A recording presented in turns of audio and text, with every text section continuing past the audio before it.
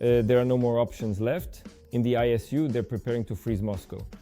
Putin has finally spat in Trump's face. There are no attempts left to befriend the Kremlin dictator. Russia hasn't changed its tactics and is now striking the railways. Is Ukraine really facing a logistical collapse? And Putin's two sons are in the bunker. What is their father preparing them for? That's what we're going to talk about, friends, right now on the project Razborka. I'm Alexander Prepodobny, and let me introduce our guest.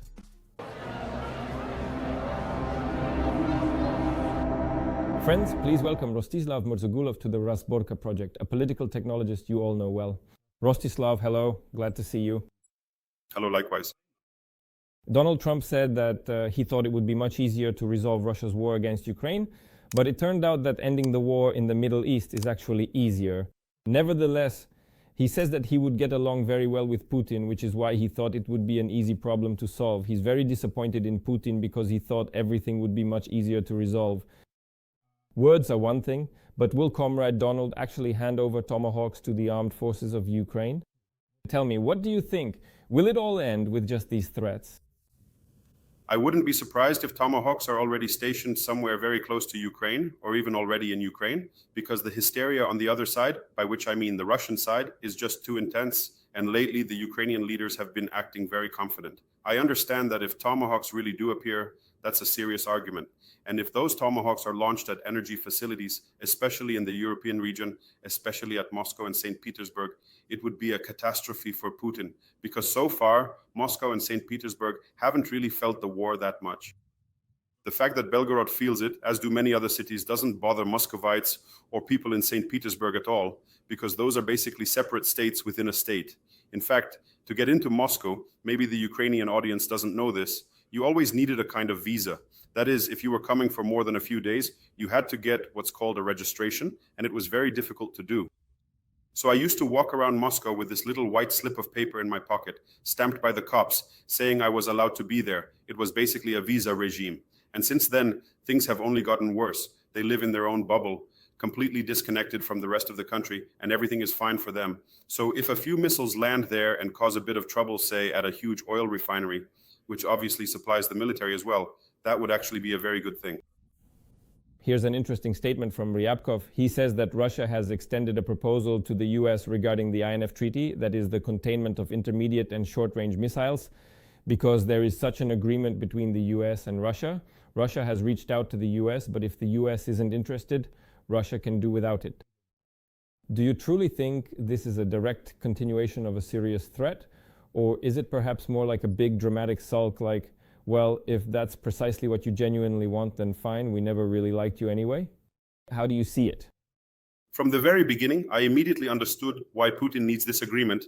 This is not a demonstration of any kind of peace-loving intent at all, because it's clear to him that he will never use nuclear weapons, and moreover, he knows perfectly well that he simply doesn't have the money to build up any nuclear capabilities or anything like that. Right now, he doesn't even have the resources to send supplies to the Ukrainian front, so he came up with this clever move. I'll show everyone just how much of a dove of peace I am, and at the same time save a huge amount of money in the budget so that it can be redirected precisely to the so-called special military operation. That's why I was sure from the start that the Americans, of course, aren't fools. They've calculated all of this perfectly well and won't just agree to this right off the bat. They'll want Putin to actually allocate money for it in the budget, because now, after they made the proposal and were refused, they can't not do it. And the budget is already bursting at the seams as it is. And nuclear weapons, as they say in one of my favorite American movies, cost a couple $100. So those couple $100 have to be found somewhere, but they don't have them. That's why the Americans did the right thing.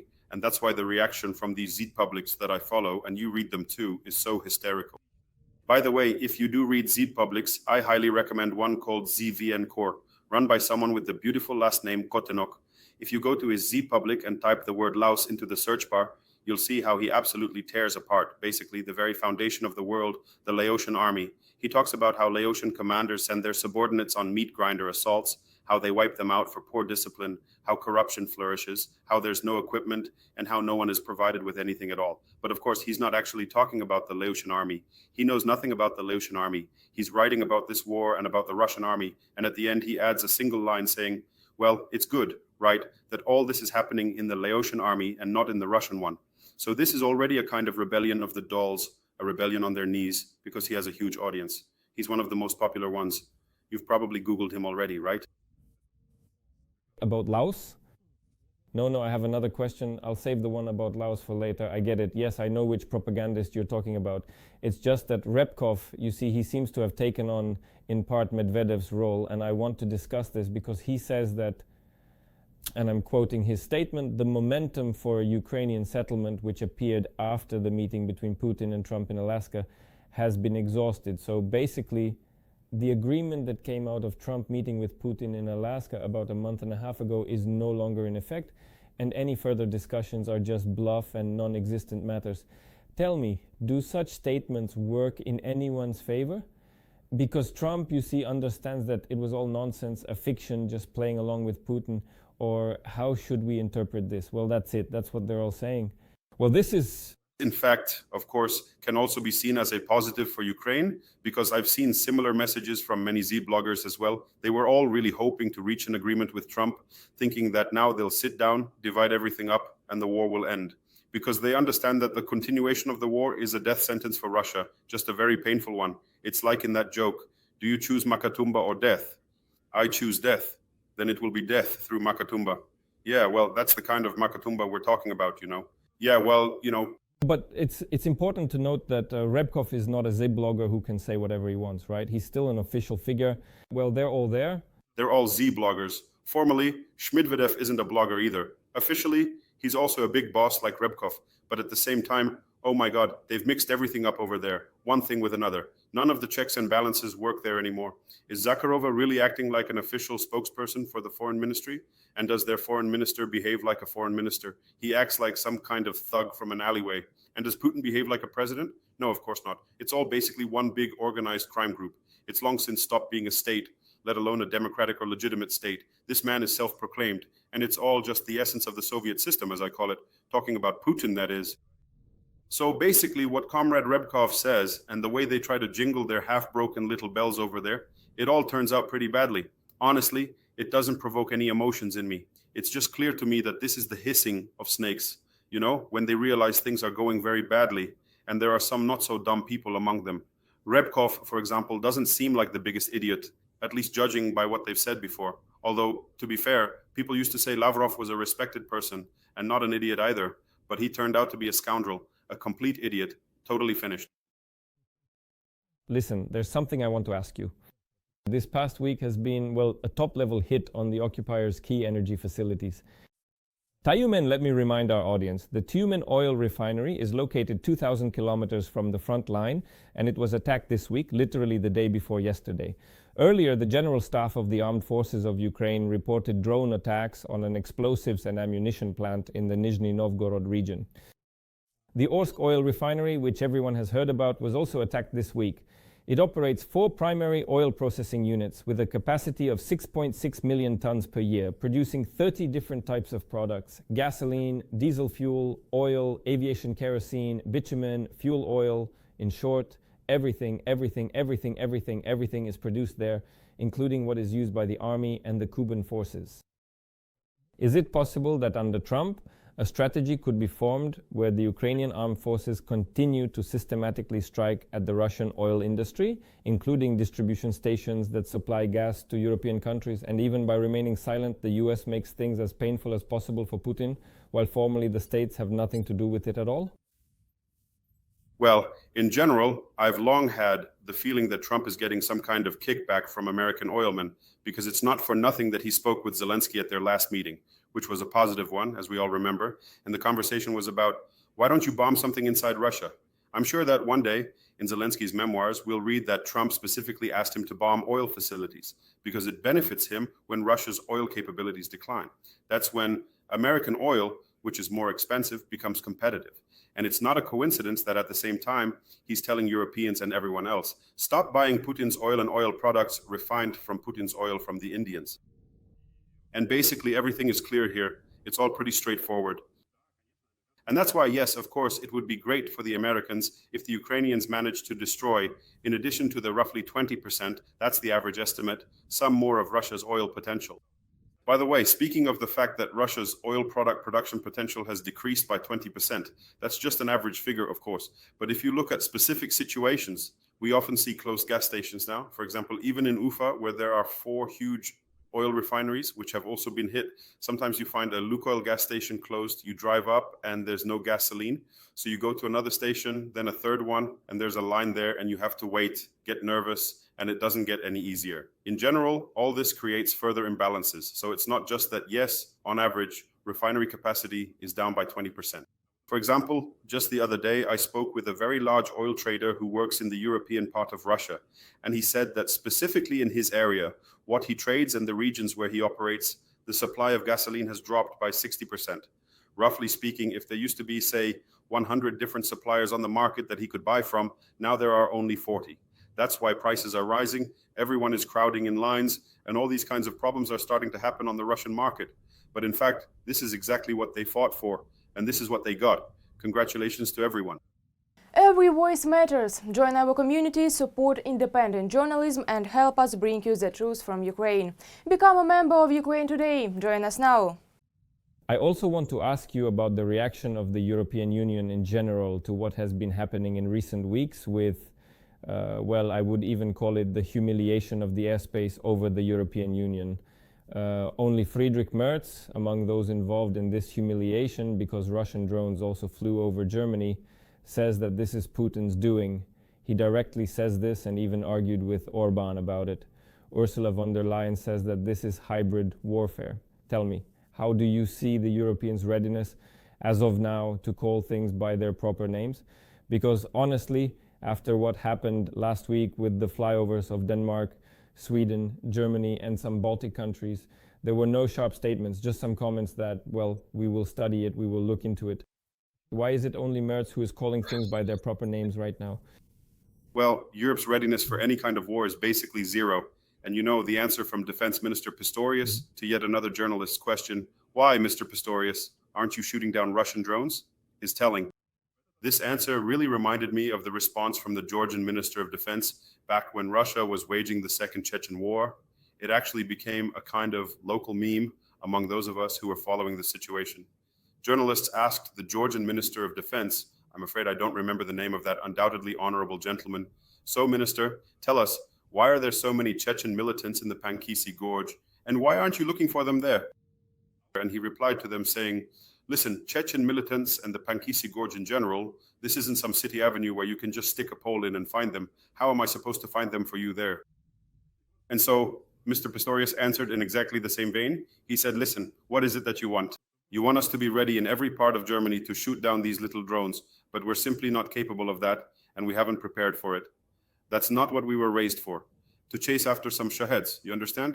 We have a compact army, we're ready to look good, you know, at a NATO exercise somewhere in Lithuania. Well, as long as the tank doesn't get stuck, as usual. And so these compact armies, which, following the example of the Georgian Minister of Defense from the 1990s, have also adopted the phrase that the Pankisi Gorge is not Shota Rustaveli Avenue. Naturally, in the end, all have to come to the same choice and the same conclusion, that we are all completely unprepared for war. We honestly don't even know what it is. We work from 9 to 4, and our subordinates are just as unfit for work as we are. Our soldiers are laid-back bourgeois with bellies. I've seen them there. I know some of them personally. They're quite satisfied with their jobs. Frankly, they all explain it like this. You don't have to do anything. You get paid a little. It's not bad. This is the American, well, actually, the European attitude. The Americans are a bit different. They do fight from time to time, but all these European armies, they're all the same. So all these chubby guys for whom the Pankisi Gorge is not Shota Rustaveli Avenue, they all need to understand a simple thing. Some of them already do, thank God, and have started to articulate it. Why are there words from Merzo like Ukraine is fighting these orcs from the east for all the idiots and slackers? It's Ukrainian guys dying instead of them because the orcs are coming here to Europe bringing their own rules. They came here because Ukraine wanted to become Europe, and all these others can't answer for themselves. If only they had properly financed Ukraine, given, as they all eventually admitted, too little, too late.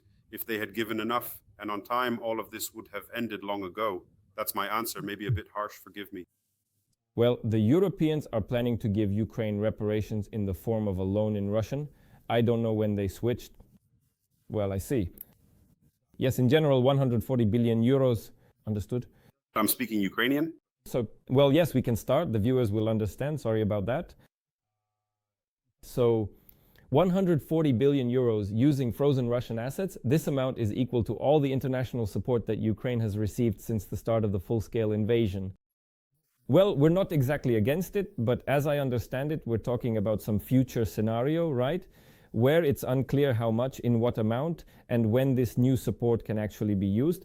Most likely, I assume, it will be used for the restoration of damaged infrastructure.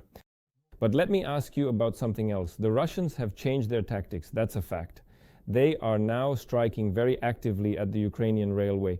For example, I'm reading a report. Nizhyn, which is not far from here, they actually hit a freight train on the Nosivka-Nizhyn section, which is a few hundred kilometers from Kyiv. In addition, over the past day, let me also tell our audience, there was shelling of a depot in the Poltava region.